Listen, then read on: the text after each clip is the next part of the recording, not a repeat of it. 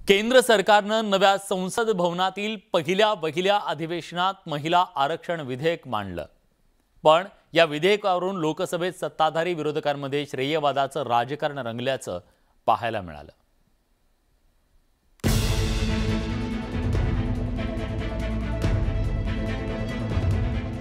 नव्या संसद भवनातील पहिल्या विशेष अधिवेशनात केंद्र सरकारनं एक अत्यंत महत्त्वाची घोषणा केली। पंतप्रधान नरेंद्र मोदींनी संसदेच्या नव्या इमारतीमधील पहिल्या भाषणात महिला आरक्षण विधेयकाला केंद्रीय मंत्रिमंडळानं मंजुरी दिल्याचं सभागृहाला सांगितलं। इस विधेयक का लक्ष्य लोकसभा और विधानसभाओं में महिलाओं की भागीदारी का विस्तार करने का है। नारी शक्ति वंदन अधिनियम खरं तर गेल्या अनेक वर्षांपासून महिला आरक्षण विधेयक रखडलं होतं, पण नव्या संसद भवनातील पहिल्याच अधिवेशनात मोदी सरकारनं हे विधेयक मांडलं। विधी आणि न्याय मंत्री अर्जुन राम मेघवाल यांनी लोकसभेत नारी शक्ति वंदन अधिनियम विधेयक सादर केलं। भारत के संविधान का और संशोधन करने वाले the constitution 128th amendment bill 2023 यानी नारी शक्ति वंदन अधिनियम 2023 को सदन में पुनर्स्थापित करने की अनुमति दी जाए। या विधेयकावरून सत्ताधारी आणि विरोधकांमध्ये श्रेयवादाची लढाई रंगल्याचं पाहायला मिळालं। राजीव गांधी पंतप्रधान असताना महिला आरक्षण विधेयक लोकसभेत मंजूर केल्याचा दावा काँग्रेस नेते अधीर रंजन यांनी केला। तसंच डॉक्टर मनमोहन सिंग पंतप्रधान असताना राज्यसभेत हे विधेयक पास करण्यात आल्याची त्यांनी सत्ताधाऱ्यांना आठवण करून दिली। राजीव जी की सरकार, नरसिम्हा राव जी की सरकार, फिर डॉक्टर मनमोहन जी की सरकार, अलग अलग सरकारों ने अलग अलग समय पर अपनी हैसियत के अनुसार उसको पास कराने की प्रयास किया। कभी राज्यसभा में पास होता था, लोकसभा में नहीं होता था, कभी लोकसभा में होता था, राज्यसभा में गिर जाता था। डॉक्टर मनमोहन सिंह की सरकार के वक्त जो ये बिल आया वो आज तक जीवित है। अधीर रंजन यांच्या या दाव्याचं केंद्रीय गृहमंत्री अमित शाह यांनी जोरदार खंडन केलं। जो फैक्चुअली इनकरेक्ट कही है, या तो वो विड्रॉ करे या तो आपने सदन के टेबल पर उसको रखवाना चाहिए। एक, महिला आरक्षण बिल लोकसभा में पास हुआ था, कभी पास नहीं हुआ। और दो, कि ये बिल पुराना लोकसभा में लंबित है। ये बिल 2014 में ही लोकसभा के विघटन के साथ ही ये बिल निरस्त कर दिया गया। 90च्या दशकापासून हे विधेयक या ना त्या कारणानं रखडलं होतं, पण आता 27 वर्षांनी हे विधेयक अंमलात येणार आहे। मात्र हे विधेयक मंजूर होण्यापूर्वी सत्ताधारी आणि विरोधकांमध्ये शाब्दिक जुगलबंदी रंगल्याचं पाहायला मिळालं। Bureau report, news 18 Lokmat. केंद्र सरकारनं लोकसभेत महिला आरक्षण विधेयक मांडलं। महिला सक्षमीकरणाच्या दृष्टीनं केंद्र सरकारचं हे अतिशय महत्त्वाचं पाऊल मानलं जातंय। कायदा आणि न्याय मंत्र्यांनी हे विधेयक लोकसभेत सादर केल्यानंतर त्यावरून बराच गदारोळ झाला। सत्ताधारी आणि विरोधकांमध्ये श्रेयवादाची लढाई रंगल्याचं पाहायला मिळालं। आता सभागृहाबाहेर यावरून राजकीय दावे प्रतिदावे केले जात आहेत। आगामी लोकसभा निवडणूक डोळ्यासमोर ठेवून भाजपने ही राजकीय खेळी खेळल्याचा दावा विरोधकांकडून करण्यात आलाय। तर मोदी सरकारनं पहिल्या टर्ममध्ये हा निर्णय का घेतला नाही असा सवाल विरोधकांनी केलाय। क्योंकि सिर्फ विमेन रिजर्वेशन होने से जो अपर क्लास की महिलाएं हैं उनको ज्यादा लाभ मिल जाएगा। जैसे ब्यूरोक्रेट्स की वाइफ्स या बेटियां या फिर बड़े इंडस्ट्रियलिस्ट या पॉलिटिशियन, जो भी पावरफुल लोग हैं, पैसे वाले हैं, उनके घर की महिलाएं आगे आ जाएंगी और जो दलित, दबे कुचले, प्रताड़ित लोग हैं वो लोग वैसे की वैसे रह जाएंगी। इसलिए मेरी ये मांग है कि ST SC OBC को भी ध्यान में रख के उनके लिए भी कुछ आरक्षण उसके अंदर किया जाए, महिलाओं के लिए खासतौर पर। बिल में ये लिखा गया है कि डीलिमिटेशन का एक्सरसाइज होगा, इमीडिएटली लागू नहीं होगा। जब वो डीलिमिटेशन एक्सरसाइज होता है तभी ये रिजर्वेशन लागू होगा। दैट मीन्स टिल 2029 ये रिजर्वेशन लागू नहीं हो सकता है। तो आपने दरवाजे तो खोल दिए हैं, पर दरवाजों में अभी भी नो एंट्री है महिलाओं के लिए। विपक्ष के लिए ये चुनावी नौटंकी ही है। क्योंकि विपक्ष ने और विशेषतः कांग्रेस ने सत्ता में रहने के बावजूद कभी भी महिला को आरक्षण नहीं दिया, जबकि बार बार इसकी मांग उठती रही और कांग्रेस के पास पूरा बहुमत था लोकसभा में। बहुत बड़ी स्टेटमेंट बनाई है जो भारतीय जनता पार्टी है, हमारे ऑनरेबल प्राइम मिनिस्टर हैं, वो कोई भी मुद्दा कोई भी चीज डिस्कस कर सकते थे, लेकिन उन्होंने वुमेन को एज अ प्रायोरिटी रख के, गर्ल चाइल्ड को, हमारी जो यंग वुमेन है, एल्डरली वुमेन है, सबको प्रायोरिटी रख के महिला सशक्तिकरण का मुद्दा उठाया है। पुढच्या महिन्यात राष्ट्रवादी काँग्रेसचा फैसला निवडणूक आयोग करणार आहे। खरी राष्ट्रवादी काँग्रेस पक्ष कुणाची, तसंच घड्याळ चिन्ह कुणाला मिळणार याचा निवाडा केला जाणार आहे। मात्र या संभाव्य निकालापूर्वी निवडणूक आयोगाच्या भूमिकेविषयी संशय व्यक्त केला जातोय। राष्ट्रवादी काँग्रेसच्या शरद पवार गटानं ही शंका उपस्थित केली आहे।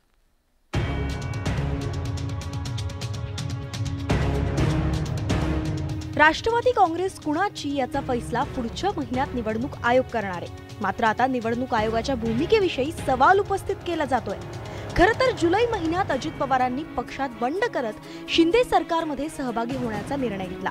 त्यानंतर अजित पवार गटानं थेट पक्षावरच दावा ठोकला। तसंच निवडणूक आयोगाकडे आपलाच खरा राष्ट्रवादी काँग्रेस पक्ष असल्याचाही दावा केला होता। त्यावर येत्या 6 ऑक्टोबरला निवडणूक आयोग निकाल देणार आहे। मात्र निवडणूक आयोगाच्या संभाव्य निकालाविषयी शरद पवार गटानं शंका व्यक्त केली आहे। सगळेच मुद्दे पवारसाहेबांनी मांडलेले होते आणि सांगितलेलं होतं की डिस्प्यूट नसल्यामुळे तुमच्याकडे जे काही पत्रव्यवहार झालाय त्यावर आम्ही तुम्हाला येऊन भेटू इच्छितो, आम्हाला वेळ द्या। ती वेळ न देता हा डिस्प्यूट आहे हे फायनल करणं हे मला वाटतं अन्यायकारक आहे। राष्ट्रवादी काँग्रेसमध्ये फूट पडली नसल्याचा दावा शरद पवार गटाकडून केला जातोय, तर अजित पवार गटानं आपलाच खरा पक्ष असल्याचा दावा केलाय। यावर कोणतीही सुनावणी न घेता राष्ट्रवादी काँग्रेसमध्ये फूट पडल्याचा निष्कर्ष निवडणूक आयोगानं काढलाय, त्याला शरद पवार गटानं आक्षेप घेतलाय। दरम्यान शरद पवार गटानं विधानसभा अध्यक्षांना पत्र दिलं होतं। शिंदे सरकारमध्ये अजित पवारांसह सहभागी झालेल्या राष्ट्रवादीच्या 9 आमदारांवर अपात्रतेची कारवाई करण्याची विनंती शरद पवार गटानं केली आहे। यावर विधानसभा अध्यक्ष लवकरच सुनावणी घेतील अशी शरद पवार गटाला अपेक्षा आहे। मी स्वतः भेटून त्यांना पूर्वीच विनंती विधानसभेचं अधिवेशन चालू असताना केलेली आहे। मला त्यांनी आश्वासित केलेलं आहे की आम्ही याच्यावर लवकरात लवकर तुम्हालाही कारवाई सुरू करू। शिवसेनेतील 16 आमदारांच्या अपात्रते प्रकरणी सुप्रीम कोर्टानं कठोर भूमिका घेतली आहे। तसंच येत्या आठवडाभरात कारवाईची कालमर्यादा निश्चित करण्याचा आदेश राहुल नार्वेकरांना दिलाय। या पार्श्वभूमीवर आता राष्ट्रवादीतील शरद पवार गटाच्या अपेक्षा उंचावल्या आहेत। विधानसभा अध्यक्ष लवकरात लवकर आपल्या अर्जावर निर्णय घेतील अशी शरद पवार गटाला आशा आहे। मात्र आता राष्ट्रवादी काँग्रेसमधील दोन्ही गटाच्या नजरा निवडणूक आयोगाच्या निकालाकडे लागल्या, कारण राष्ट्रवादी काँग्रेस कुणाची आणि घड्याळ चिन्ह कुणाला मिळणार हे 6 ऑक्टोबरला स्पष्ट होईल। Bureau report, news 18 Lokmat. कोकणातील सिंधुदुर्ग लोकसभा मतदारसंघावरून शिवसेना आणि भाजपमध्ये सुरू असलेली रस्सीखेच थांबायचं नाव घेत नाही। शिवसेनेचे नेते आणि पालकमंत्री उदय सामंत हे त्यांचे बंधू किरण सामंत यांच्या उमेदवारीसाठी आग्रही आहेत, तर भाजप आमदार नितेश राणे मात्र ही जागा भाजपची असल्याचं म्हणत मतदारसंघावर दावा ठोकतायत। पण सामंत आणि राणेंमधल्या या संघर्षात आता शिवसेनेचे नेते रामदास कदमांनी उडी घेतली आहे। किरण सामंतांना पाठिंबा देत कदमांनी राणेंचा दावा फेटाळून लावलाय। किरण सामंतांचं नाव जर का लोकसभेसाठी चर्चेमध्ये असेल तर त्याला माझा पूर्णपणे पाठिंबा असेल, बिलकुल पाठिंबा असेल माझा। उदय सामंतांचं काम आपण पाहिलं, अतिशय चांगलं आहे। मग नारायण राणे मंत्री होता, त्यांचा मुलगा खासदार होऊ शकतो, तर उदय सामंत मंत्री होऊन त्यांचा भाऊ खासदार का होऊ शकत नाही? काय अडचण आहे? तर सगळ्याच जिल्ह्यामध्ये म्हणतायत आम्हाला जागा पाहिजे, त्याला जागा पाहिजे, प्रत्येक जिल्ह्यात हवा। मला असं वाटतं तरी सुद्धा सामंजस्याने सगळा हा प्रश्न सुटेल। आणि मी पुन्हा तुम्हाला सांगेल की पुढचं येणार 2024 हे वर्ष अतिशय महत्त्वाचं आहे। मोदीजींना पुन्हा या ठिकाणी पंतप्रधान सगळ्यांना करायचं आहे, सगळ्यांची मानसिकता ती झालेली आहे। आणि महाराष्ट्रातून तर 48 जागा आउट ऑफ निकाल आम्हाला त्या ठिकाणी त्यासाठी द्यायचा आहे। भाजप आमदार गोपीचंद पडळकरांनी अजित पवारांसंदर्भात केलेल्या वक्तव्याचे राज्यभरात पडसाद उमटले। मात्र त्यानंतर राज्याचे उपमुख्यमंत्री देवेंद्र फडणवीस यांनी मध्यस्थी करत पडळकरांचं विधान चुकीचं असल्याचं सांगत वाद मिटवण्याचा प्रयत्न केला। पाहूया या संदर्भातला स्पेशल रिपोर्ट। बघा, अजित पवारांना मुळात आम्ही मानत नाही. हा लबाड लांडग्याचं लबाड पिल्लू आहे.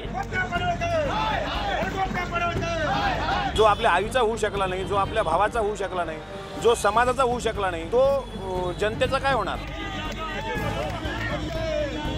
गोपीचंद पडळकर यांचं वक्तव्य अयोग्य आहे. भाजप आमदार गोपीचंद पडळकर आणि अजित पवारांच्या राष्ट्रवादी काँग्रेसचे प्रवक्ते अमोल मिटकरींमध्ये रंगलेलं हे वाकयुद्ध. खरं तर अजित पवारांनी काका शरद पवारांची साथ सोडून भाजपचा हात धरला, पण यानंतरही भाजपमधील काही नेत्यांचा अजित पवारांबद्दल द्वेष मात्र संपलेला दिसत नाही. त्याची प्रचिती पुन्हा एकदा गोपीचंद पडळकरांनी करून दिली. पडळकरांनी अजित पवारांचं उपमुख्यमंत्रीपद मान्यच नसल्याचं सांगत पुन्हा एकदा पवारांवर आक्षेपार्ह शब्दात टीका केली. अजित पवारांना मुळात आम्ही मानत नाही.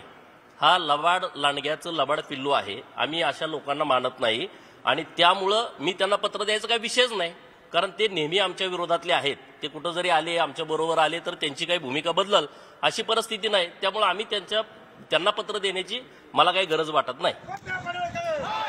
अजित पवार सत्तेत सहभागी होऊन 2.5 महिने उलटल्यानंतर पडळकरांनी पुन्हा एकदा विखारी टीका केल्यानं अजित पवारांचा राष्ट्रवादी काँग्रेस पक्ष चांगलाच आक्रमक झालाय.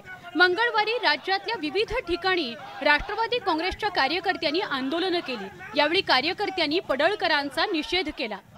FIR आहे, आटपाडी पोलीस स्टेशनला तसा तो FIR आहे आणि मी गुगलवर जरी टाकलं मंगळसूत्र चोर तर तुम्हाला याचंच थोबाड दिसणार आहे. त्याच्यामुळे हे लहान लेकराला काही सांगण्याची गरज नाही.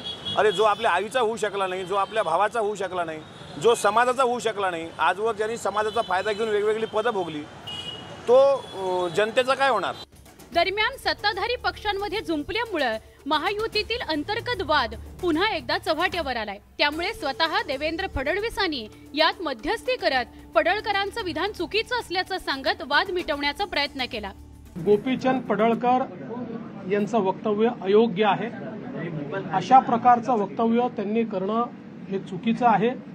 तीनही पक्षातल्या नेत्यांनी, कार्यकर्त्यांनी आणि आमदारांनी तिन्ही पक्षातल्या नेत्यांचा सन्मान ठेवला पाहिजे आणि अशा प्रकारच्या भाषेचा बिलकुल उपयोग करू नये असं माझं स्पष्ट मत आहे. एकंदरीतच गोपीचंद पडळकर आणि पवार कुटुंबियांमधील राजकीय वैर सर्वश्रुत आहे. खरं तर अजित पवार असो किंवा सुप्रिया सुळे, सगळेच कुटुंबीय पडळकरांविषयी बोलणं टाळतात, पण पडळकर मात्र कुठल्याही विषयात पवारांना ओढल्याशिवाय राहत नाही. आता अजित पवार सत्तेत सहभागी झाल्यानंतर तरी पडळकर शांत होतील असं वाटत होतं, पण आता पुन्हा पडळकरांनी पवारांवर आगपाखड केली आहे. त्यामुळे यावर अजित पवार काय म्हणतात आणि देवेंद्र फडणवीस पडळकरांना कशी समज देतात याकडे महायुतीसह सगळ्याच राजकीय पक्षांचं लक्ष लागलंय.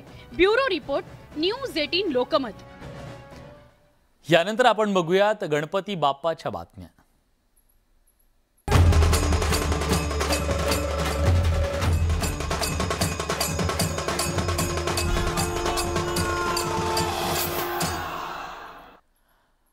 गणपती बाप्पा मोरया असं म्हणत आज घराघरात, गल्लोगल्ली, गावागावात बाप्पाचं आगमन झालं. राज्यभरात सध्या गणेशोत्सवाचा उत्साह आहे.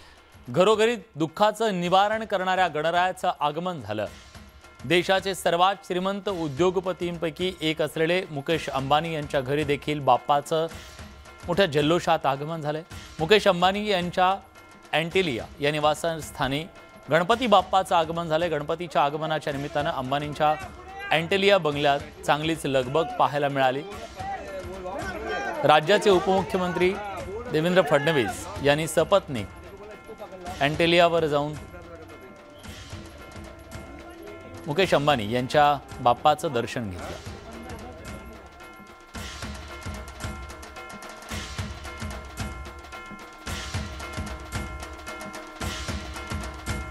मनसेचे अध्यक्ष राज ठाकरे यांनीही सपत्नीक अँटिलियावर जाऊन बाप्पांचं दर्शन घेतलं. यावेळी अनेक राजकीय नेते मंडळींनी सुद्धा हजेरी लावलेली होती.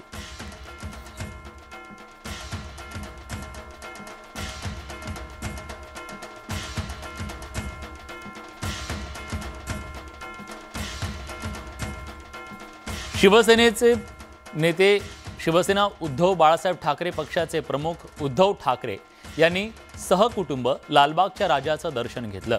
रश्मी ठाकरे आणि आदित्य ठाकरे यांनी लालबागच्या राजाचं दर्शन घेतलं। लालबाग राजाच्या चरणी माथा टेकत शेतकऱ्यांवरचं संकट दूर होऊ दे, दुष्काळाच्या संकटातून महाराष्ट्राला मुक्त कर, अशा पद्धतीनं ठाकरे कुटुंबियांनी गणपती बाप्पाला साकडं घातलं। राजस्थानचे मुख्यमंत्री अशोक गहलोत यांनी देखील लालबागच्या राजाचं दर्शन घेतलं। सगळ्यांना सुख समृद्धी लाभो ही प्रार्थना अशोक गहलोत यांनी बाप्पांच्या चरणी केली।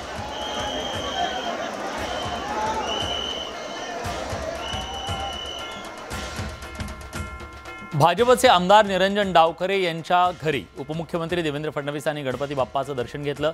दरम्यान यावेळी एका चिमुकलीनं देवेंद्र फडणवीस यांच्या समोर गाऱ्हाणं मांडलं। ही चिमुकली काय म्हणाली पाहूया।